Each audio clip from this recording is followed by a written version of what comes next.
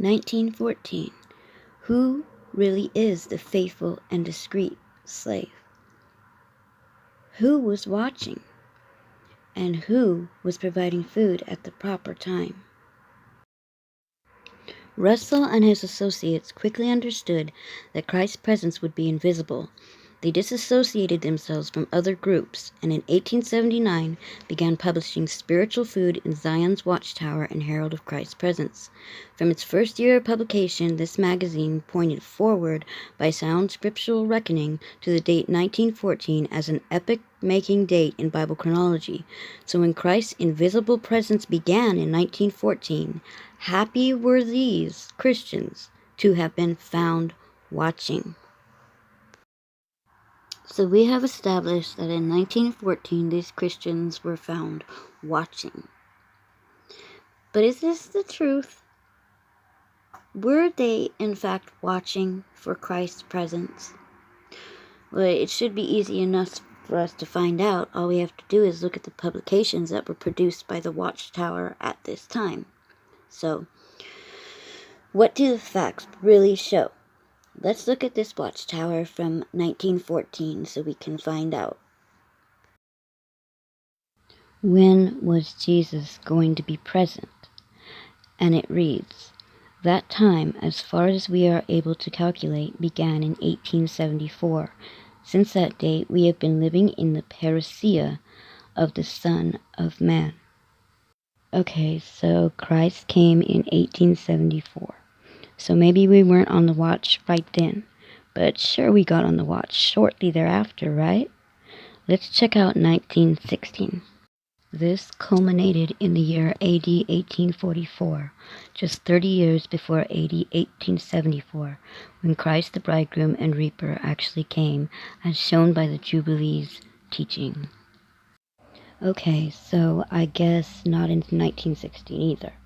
But in 1918, they were appointed over all Jesus' belongings. For sure, they had to know by then. And 10 years later, let's say 1928, okay, let's see what they were teaching. Jesus stated that he would be present at that time.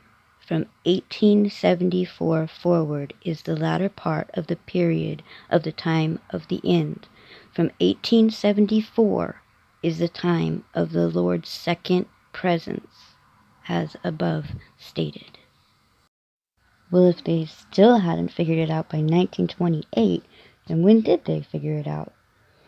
Let's look at the Proclaimer's book on page 133. It says on the bottom part here, a clear understanding of biblical chronology was published in 1943 in the book The Truth Shall Make You Free. Well, what does that mean? If we could only get our hands on this publication, it would be so much easier. Oh, wait, here it is. Okay, looks here on page 152. It says that there was just a bit of a miscalculation. They just changed a few things. Well, we better go to the Watchtower Library and figure this out. Let's go to books. Okay, next we're gonna go to, let's see, God's Kingdom Has Approached. Let's try, chapter 11. Here is the bridegroom. Alright, so let's see. What do you think we're going to find in here? Let's look around. There's got to be something. We can, we got to figure out something. I mean, let's see.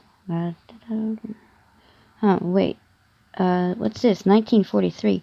In the year 1943, the Watchtower Bible and Tract Society published the book The Truth Shall Make You Free.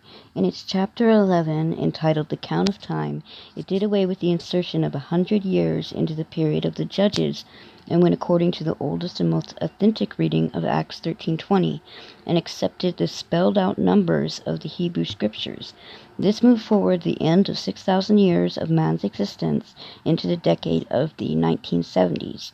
Naturally, this did away with the year 1874 CE as the date of return of the Lord Jesus Christ and the beginning of his invisible presence, or parousia.